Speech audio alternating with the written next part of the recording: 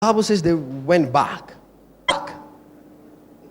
Because really, if Peter, the main guy, John, the other main guy, have come, have looked, and have gone back, then, hey, let's go back.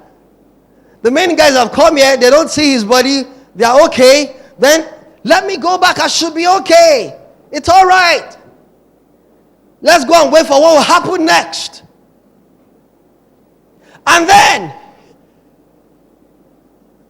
heart was still panting. She was like, they have taken away my Lord, and she was weeping. By this time, I expect that she should have stopped weeping. Unto heaven. Why was he still waiting around? As it were, just staying around. What was he still? This was Jesus. He had risen from the dead. The next stop was supposed to be the Holy of Holies, the sanctuary not made with hands, in heaven. Why was he still just hanging around?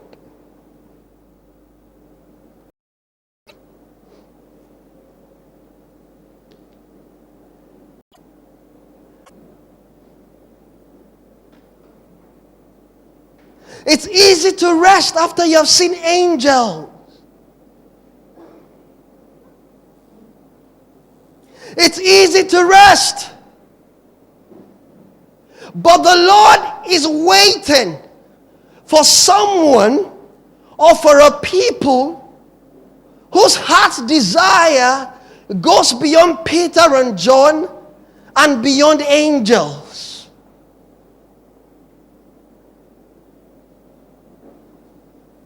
He's looking for somebody whose heart wants him and him alone.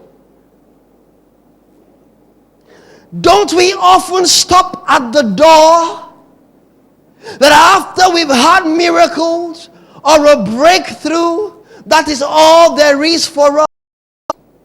Emptiness and became empty. Now see the heart of a lover. He said, what injustice did your fathers find in me? Why did they not continue with me? Why the love of your youth? You know, sometimes we start with God and our hearts are so passionate, we want to be.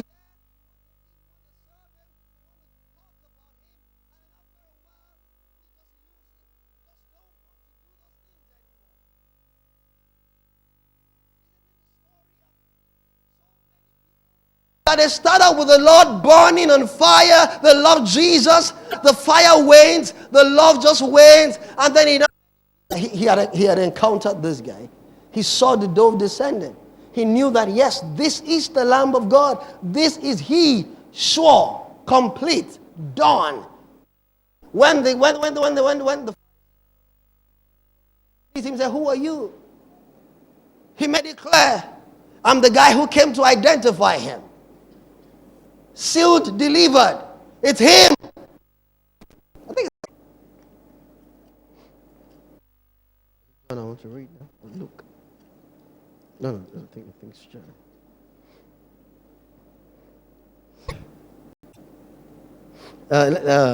John.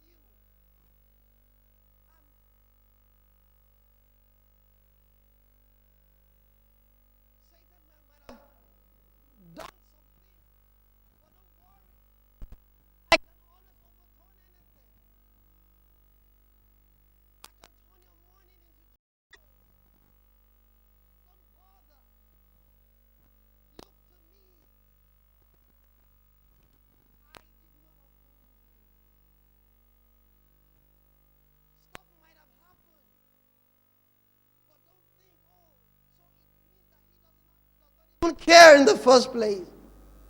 I thought he loved me. Yes, he loves.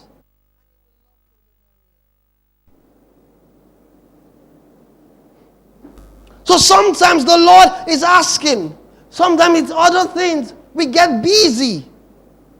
We just get busy. Life just happens and we just move on. And somehow, that joy, become enraptured, captivated by the love of the Lord, by the love she had for Jesus. Without this heart of love, we can get things. We can get things without cultivating this heart of love. But we can't get the deep parts of Him. Him. That I may know Him. Him.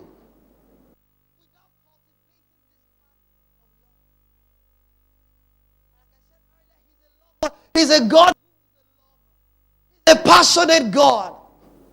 You see all through the prophets. You see the imagery. Many years reading it over time, I used to wonder, what's this jumping from? And I will kill you, and I'll break all your hedges, and I'll send you out, and I'll burn your altars. And then just like the prophet is talking, just immediately, and it says, I will love you, and I'll pour my oil on you, and I will bring you back, and I will restore you. What's going on here? Whenever Israel will go astray, he will tell them, I will burn your altars. I will dish your children will go into captivity. But this God whose heart is so full of love, in the next moment say, it's not that I really want to send you into captivity.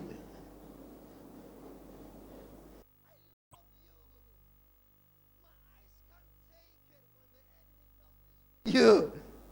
So in one moment, as it were, he's raking.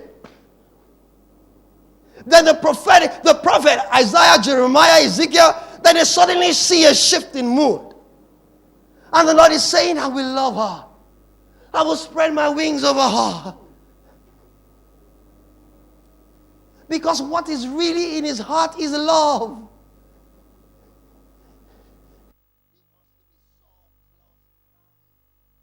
How so many things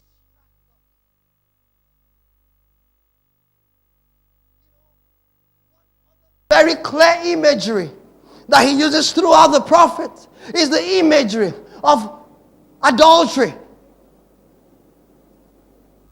Every time Israel will go astray, he will say, oh, you've committed adultery. You've gone to other lovers. If I give birth to children today, when will they grow? When will they marry? And she goes and lies beside Boaz. And she lay there. Quietly she lay there. Quietly she lay there. Because the Bible says, in the middle of the night, some hours after she lay down beside him, Bible says that Boaz was stirred.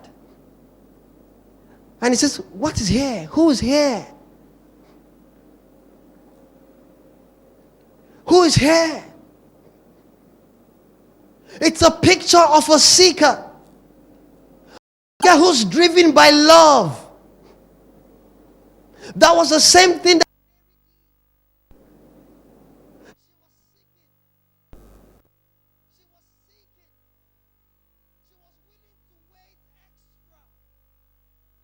heart of a lover that will not be turned back.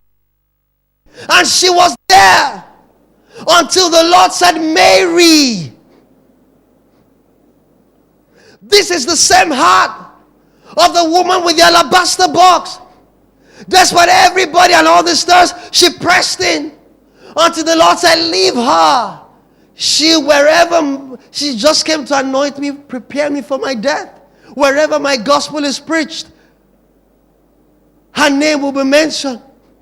That's the same heart of Ruth. She's pressing in. My father-in-law is gone, I'm going back. Naomi, I'm going with you. I have a heart that sticks. I have a heart that stays. I have a heart that follows. I have a heart that leaves everything to give everything. And Boaz says, who's this? Who's this? And Ruth says, spread your wings. Spread your blanket.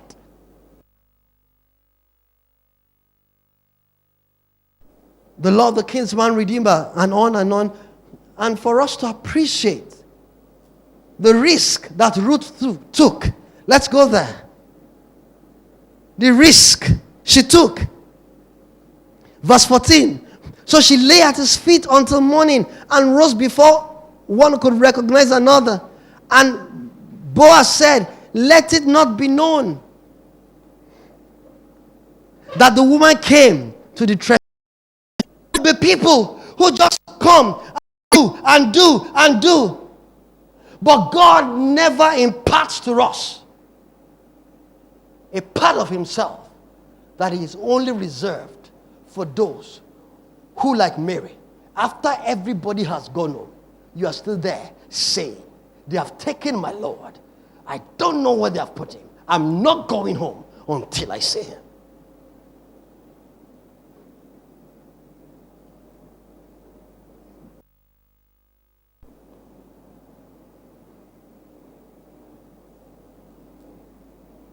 There are dimensions of God reserved for people like Ruth who say, wherever you go, I'll go. Wherever you sit, I'll sit. Your God will be my God. Wherever you die, I'll die. And there I will be buried. And we'll go in the middle of the night and look for Boaz and say, I'm here. I'm here. It's a great risk, but I'm here. I'm here.